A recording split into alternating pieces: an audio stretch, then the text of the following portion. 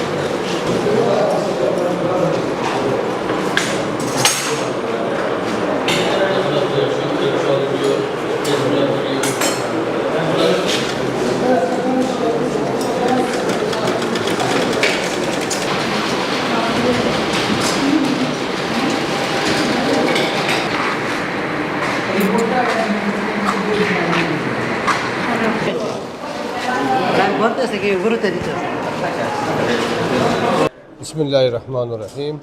Umut Kervanı İnsani Yardım Vakfı olarak şu anda Bangladeş'in Jalandhar bölgesindeyiz. Buradaki daha önce kurs eğitimini gören kardeşlerimize dikiş makinesini hediye ettik. Tabii gördüğünüz gibi bunlar daha önce de eğitimlerini tamamladıklarından dolayı rahat bir şekilde kendi geçimlerini sağlayacak konumuna getirdik. Tabii bu sizlerin katkıyla bu meydana geldi. Allah-u Teala tekrardan sizden razı olsun. Allah hayrınızı kabul etsin inşallah. Bangladeş'ten selamun aleyküm ve rahmetullah.